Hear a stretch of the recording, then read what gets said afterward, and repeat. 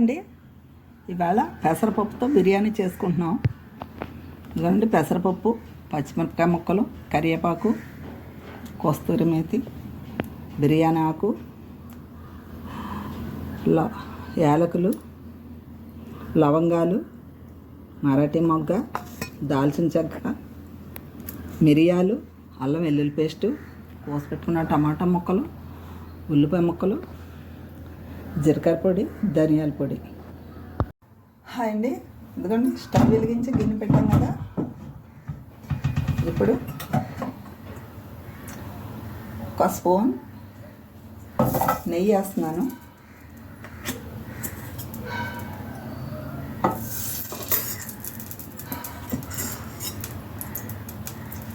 తర్వాత కొద్దిగా ఆయిల్ వేస్తున్నాను.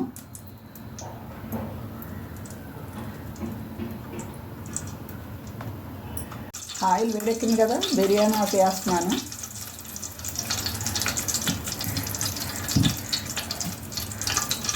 తర్వాత యాలకులు వేస్తున్నాను.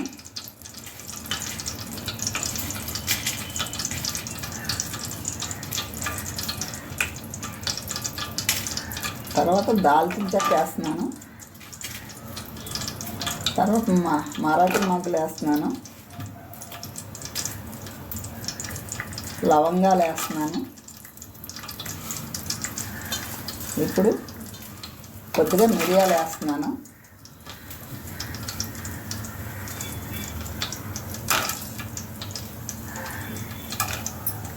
వేగిపోయాయి కదా, ఇప్పుడు కరివేపాకు వేస్తున్నాను. ఉల్లిపాయ ముక్కలు వేస్తున్నాను. నేను ఒక 2 ఉల్లిపాయలు పోసాను, పెద్ద ఉల్లిపాయలు.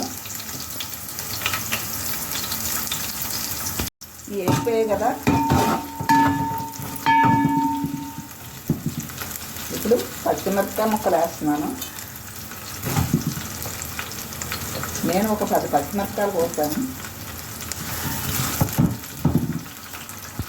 ఇప్పుడు అల్లం వెల్లుల్లి పేస్ట్ వేస్తున్నాను.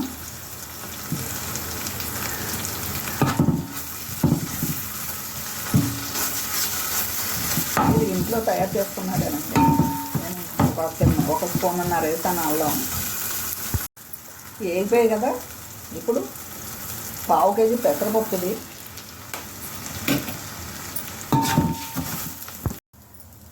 ఇప్పుడు కోసి పెట్టుకున్న టమాటా ముక్కలు వేస్తున్నాను. నేను 5 పెద్ద టమాటాలు కోసాను. ఇప్పుడు ఇవి వేగుతున్నాయి కదా, ఇప్పుడు ఒక స్పూన్ జీలకర్ర పొడి, ఒక స్పూన్ ధనియాల పొడి వేసాను.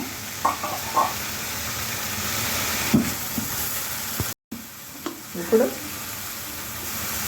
ఒక స్పూన్ కారం వేస్తున్నాను.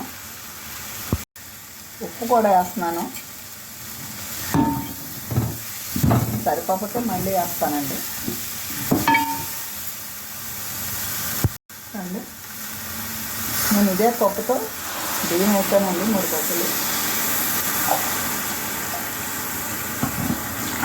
అండి. 1/2 కేజీ పెసరపప్పు వేసాను, 1/2 కేజీ బియ్యం వేసానండి.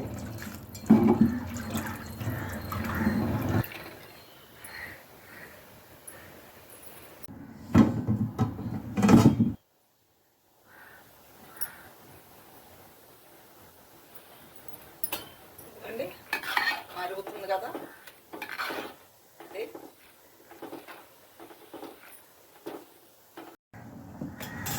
ఇదిగోండి. ఇప్పుడు కోస్తే నేనైతే వేస్తున్నాను.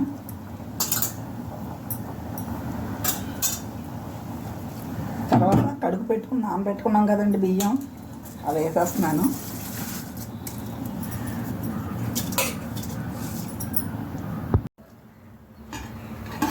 బిర్యానీ ఉడికిపోయింది కదా,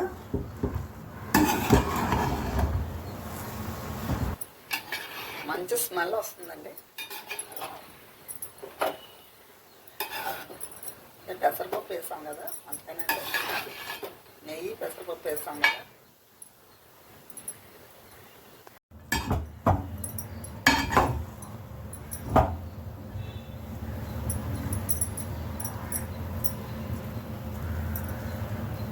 ఇదిగోండి బిర్యానీ రెడీ అయిపోయింది.